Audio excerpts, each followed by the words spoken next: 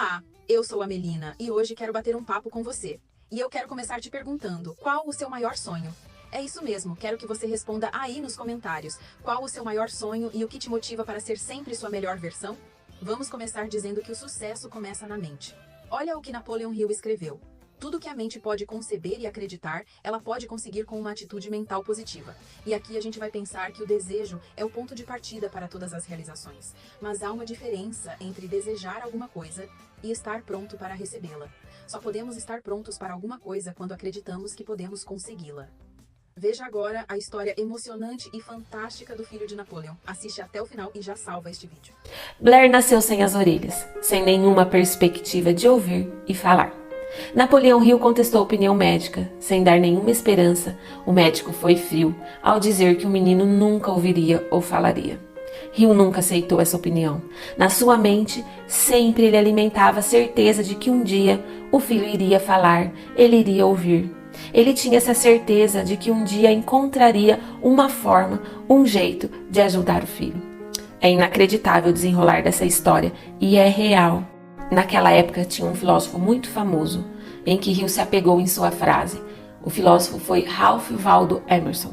E a frase é: todo o curso das coisas vai nos ensinar a fé.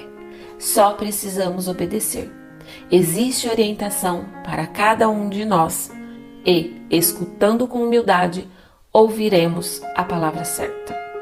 A palavra certa de Emerson para Hill é desejo.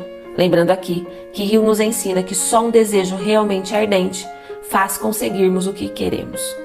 Segundo Hill, ver o filho ouvir e falar era o que ele mais havia desejado.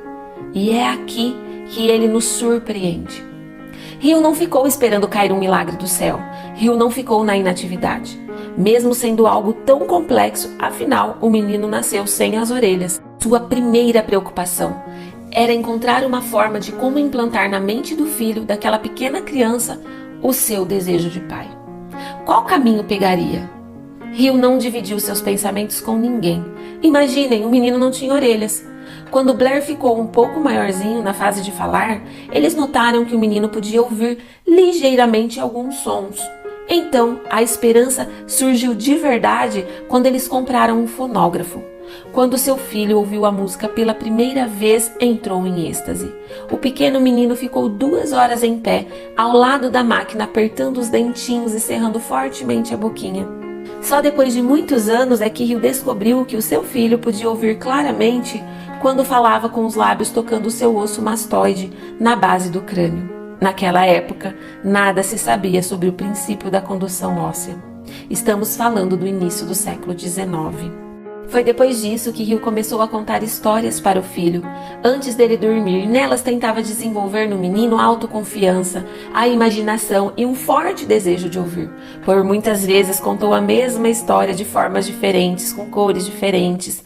Dizia que seu problema não era uma deficiência, e sim um bem de grande valor. Hill, depois de tanta pesquisa e de tanto trabalho para desenvolver toda a história que ele nos deixa sobre a lei da atração, acreditava que toda dificuldade traz com ela uma semente de vantagem equivalente. E assim o menino cresceu, com muita fé nos ensinamentos do pai. Hill disse ao filho que ele teria muitas vantagens sobre o irmão mais velho.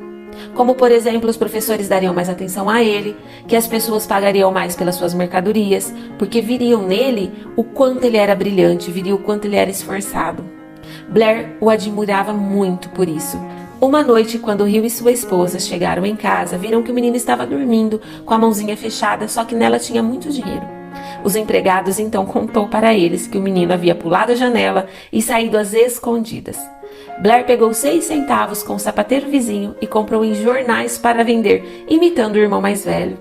A mãe caiu em prantos, afinal o menino só tinha 7 anos. Como assim o seu filho sem orelha, sem poder ouvir e falar, saiu às ruas para vender jornal? Já Hill gargalhava de alegria, porque viu no menino um pequeno empreendedor corajoso, ambicioso e autossuficiente.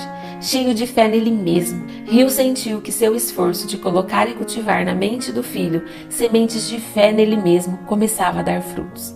O menino surdo passou pelo ensino fundamental, pelo médio e pela faculdade. E foi na última semana da faculdade que o milagre aconteceu.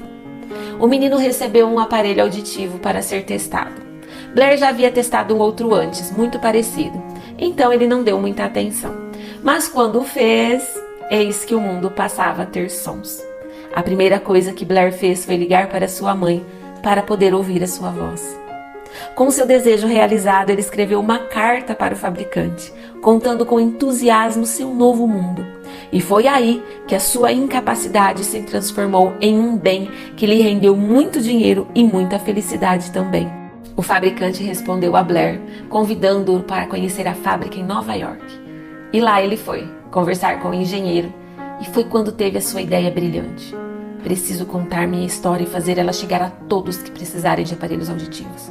Então, Blair fez uma proposta à empresa do aparelho, depois de analisar todo o marketing da empresa, tudo o que ela operava durante um mês.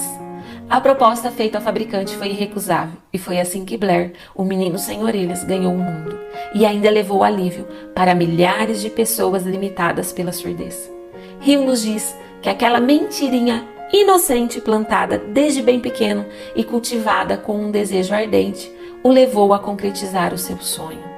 Sabe o que aprendemos com essa linda história? Aquela família se recusou a aceitar o erro da natureza e, com um desejo persistente, induziram a natureza a corrigir o erro, usando os únicos meios concretos que tinham em mãos. Sejamos persistentes diante de nossas limitações.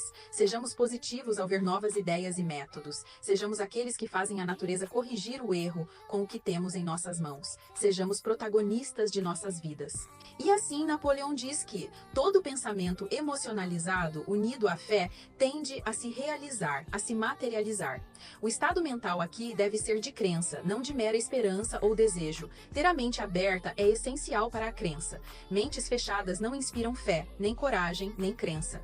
Volto a dizer, tudo que a mente pode conceber e acreditar, ela pode conseguir com uma atitude mental positiva. Agora vou falar do MVL. Este método está diante de vocês, um método eficiente e que faz com que você transforme a sua vida financeira. Acredite, ele funciona de verdade. Acredite, você vai conseguir executá-lo e vai ser muito próspero. O link está na descrição deste vídeo. Aguardo a tua inscrição agora. Não deixe para amanhã o que você pode fazer hoje.